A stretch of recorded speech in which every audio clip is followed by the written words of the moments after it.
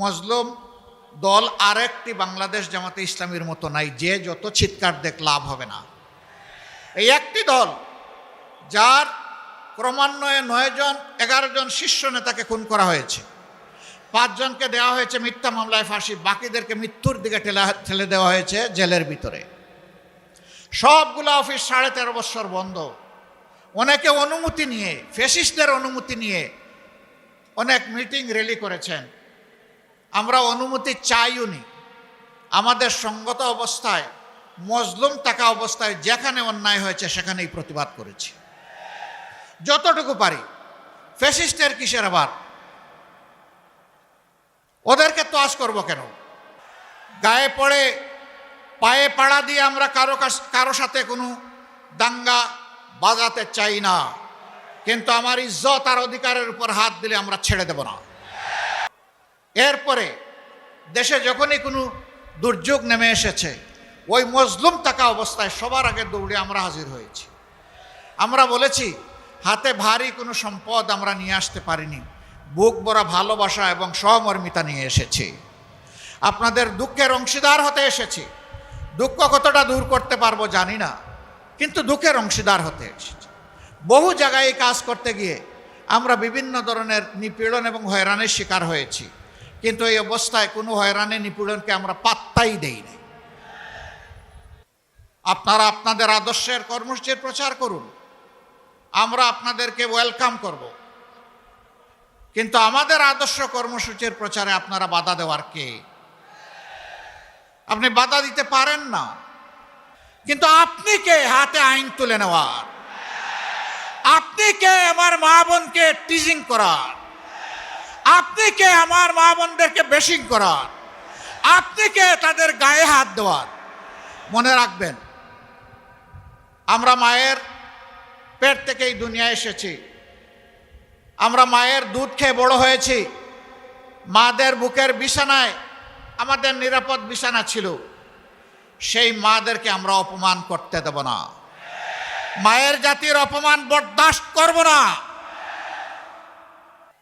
আর যদি এই ধরনের কোনো আচরণ করা হয়, আমি জাগ্রত পরিবর্তনকামী যুব সমাজ সহ সকলের প্রতি আহ্বান জানাবো, যেখানে এটা করা হবে সেখানেই প্রতিরোধ গড়ে তুলবেন, ছাড় দেবেন না। গায়ে পড়ে পায়ে পাড়া দিয়ে আমরা কারো সাথে কোনো দাঙ্গা বাজাতে চাই না, কিন্তু আমার ইজ্জত আর অধিকারের উপর হাত দিলে আমরা ছেড়ে দেব না। আমরা নির্দ্বিধায় কথা বলতে পারি, আমাদের প্রতীক হচ্ছে দাড়িপাল্লা।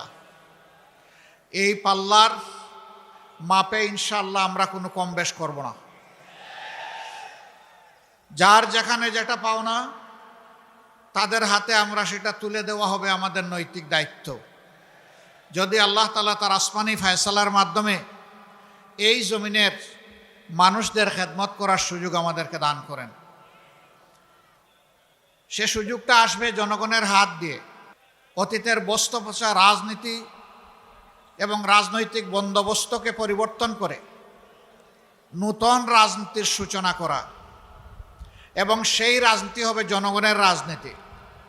এই রাজনীতি কোনো পরিবার বা কোনো দলের রাজনীতি হবে না, একেবারেই খাঁটিভাবে হবে জনগণের রাজনীতি। এই জন্যে আমরা যেখানেই গিয়েছি স্পষ্ট করে বলেছি, আমরা আমাদের দলের বিজয় চাই না, আমরা চাই 18 কোটি মানুষের বিজয়। যেদিন সমাজে ন্যায় এবং ইনসাফ কায়েম হবে সত্যিকার অর্থে, সেদিনই 18 কোটি মানুষের বিজয় হবে, এর আগে হবে না। এই গণভোটে বাহ্যিকভাবে যাই হই, ভিতরে ভিতরে কেউ নাকুশ। এই গণভোট হলে আর ফ্যাসিবাদী কায়দায় দেশে শাসন ত্রাসন চালানো যাবে না।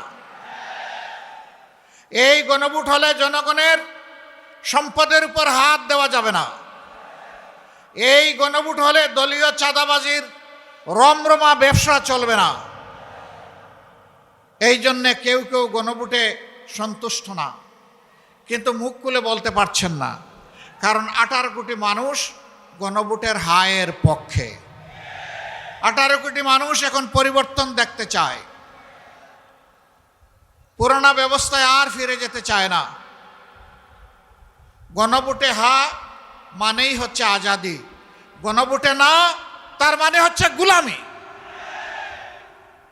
গোলামি না আজাদি, গোলামি না আজাদি। আমাদের মধ্যে অবশ্যই নিজেদের কর্মের কর্মসূচির প্রতিযোগিতা হবে, এটাই তো স্বাভাবিক। নিজেদের যুক্তি আদর্শ নিয়ে জনগণের কাছে যাব, এটাই স্বাভাবিক। কিন্তু আমরা মাঝে মাঝে একেবারে পরস্পর বিরোধী কিছু জিনিস দেখি। একদিকে আমাদের একটি বন্ধু সংগঠন, তারা বলছেন জনগণকে ফ্যামিলি কার্ড দিবেন এবং সেইটা দিবেন মহিলাদের হাতে।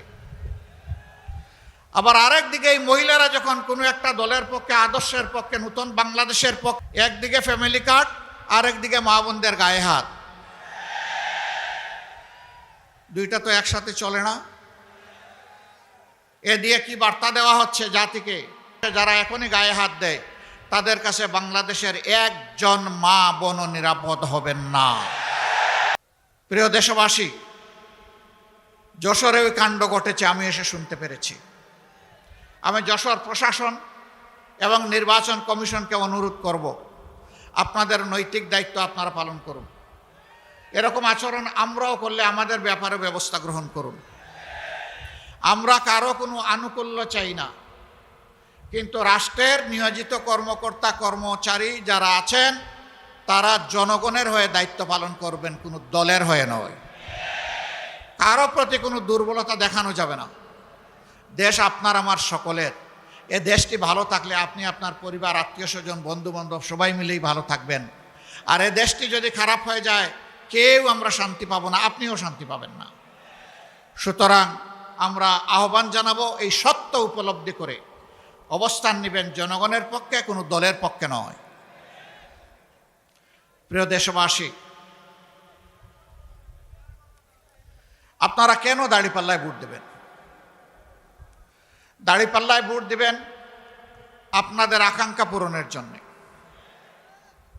জুলাইয়ের শহীদদের প্রতি শ্রদ্ধা দেখানোর জন্যে, জুলাইয়ের যোদ্ধাদের সম্মান জানানোর জন্যে, তাদের যে অ্যাসপিরেশন বা আকাঙ্ক্ষা ছিল ওটা বাস্তবায়নের জন্যে, আমার মায়ের জন্য, বোনের জন্য, মেয়ের জন্য নিরাপদ বাংলাদেশ গড়ে তোলার জন্যে, ব্যবসায়ীদেরকে চাঁদার জ্বালা থেকে মুক্তি দেওয়ার জন্যে, সিন্ডিকেট এবং চাঁদাবাজের কারণে 18 কোটি মানুষ অস্বাভাবিক দ্রব্যমূল্যের জাতাকলে পিষ্ট, সেই মানুষগুলোকে মুক্তি দেওয়ার জন্যে, সমাজে সকলের জন্য সমান এবং ন্যায় বিচার নিশ্চিত করার জন্যে।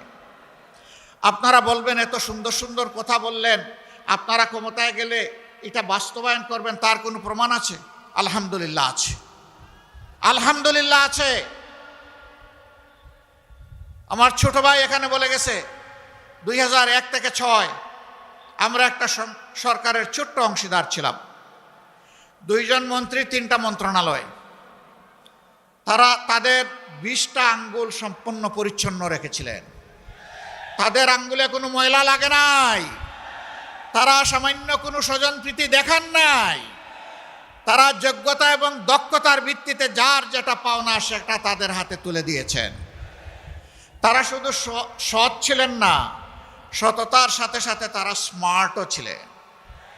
তাদের মন্ত্রণালয়গুলো বদ্ধ কারখানা খুলে দিয়েছিল, কৃষিতে জীবন ফিরিয়ে এনেছিল, সমাজসেবায় বিপ্লব তৈরি করেছিল, কিন্তু তাদের গায়ে কেউ সামান্য স্পট লাগাতে পারে নাই। সেই 2 জন যে মানুষগুলো তৈরি করে গিয়েছেন, সেই মানুষগুলো আজকে আপনাদের সামনে হাজির। এই মানুষগুলোর উপর সামাজিক দায়িত্ব আসলে আল্লাহকে ভয় করে মানুষের বুটের এবং আমানতের মর্যাদা, এই ঋণ পরিশোধ করার জন্যই তারা 5টি বৎসর লাগাতার কাজ করে যাবে ইনশাআল্লাহ।